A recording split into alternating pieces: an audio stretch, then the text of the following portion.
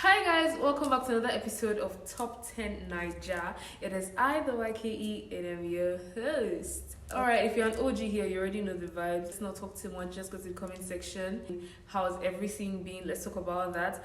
But if you're new here, welcome. We've been waiting for you. We've been longing to have you here. You're finally welcome. Okay, let's get into the video.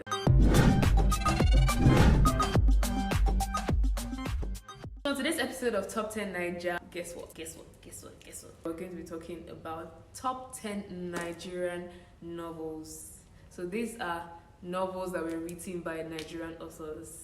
So if you're a reader in the house, just wave in the comment section, say hi. Let's get right into it. Number one. I don't know what else would be number one if not this. This is a classic. Things Fall Apart by Chinua Achebe. This book was written in 1958 and this is a classic novel exploring the impact of the British colonialism on Nigeria and Nigerians as a whole. Things Fall Apart is a huge part of Nigerian literature and even literature in general. This book has won a lot of awards both nationally and internationally. So Things Fall Apart has been in our curriculum for like forever. I mean, that should give you a picture of how much impact this book has on Nigeria. Number two, we have Half of a Yellow Sun by Chimamanda Adichie. This book was written in 2006. Half of a Yellow Sun is set prior to Nigerian civil war that took place in 1967 to 1970. The effect of the war is shown through the relationships of 5 people's lives. If you're not big on reading, there's a film for it. You can always go and check the film.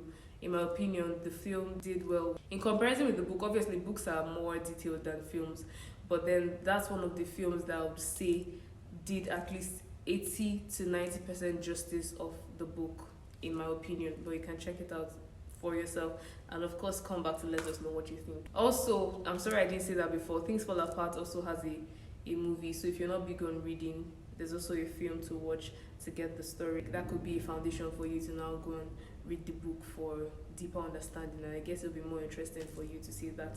Number 3, we have Purple Hibiscus by Chimamanda Adichie. This book was written in 2003 and again it is another amazing work of hers. This book is, I don't know, but like the story and everything is relatable to every Nigerian. You don't have to have experienced it for you to relate to the story. Purple Hibiscus is a story of how Kambili's life changes when her brother Jaja defies their devout and abusive father Eugene. It addresses the issues of identity, gender and violence in post-colonial Nigeria. One thing about Chimamanda is her ability to bring a story to life. Like if you're reading a Chimamanda Adichie book, then you watch the movie. Like you can, as you're reading it, you're legit creating a whole scene about it, a whole movie. Like her description is so detailed, so beautiful.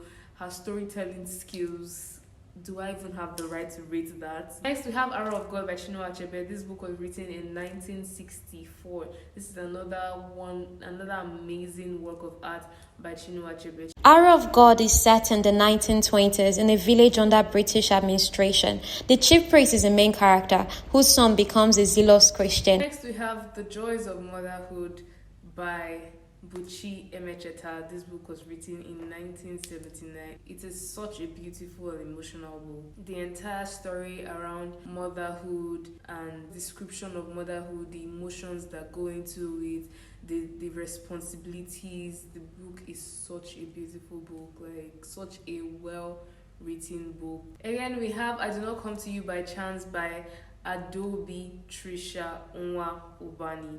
This book was written in 2009 and this novel gives us an insight into the world of Nigerian email scams and the people behind the operation.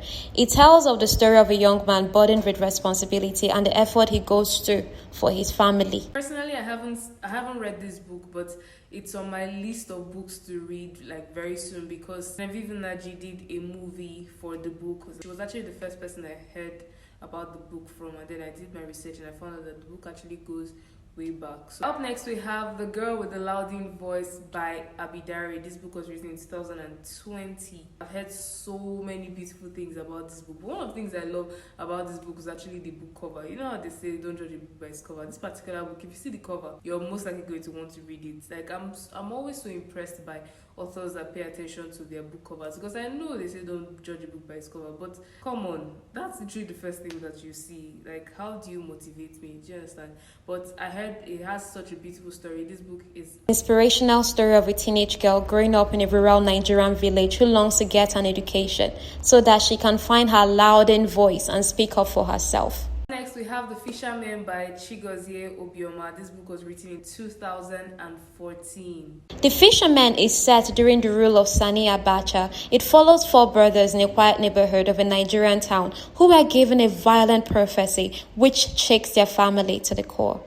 Yet again, we have another book by Chimamanda Adichie. This one is Americana. Americana has to be one of the biggest books I've ever read. I can't even remember if I finished it, but it was worth it.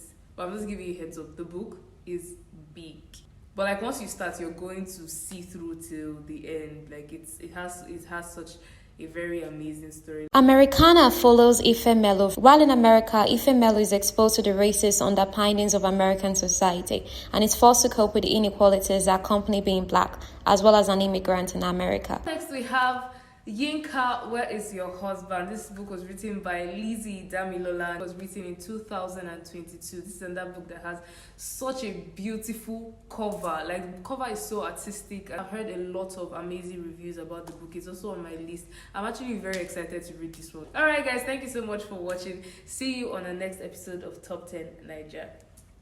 Bye.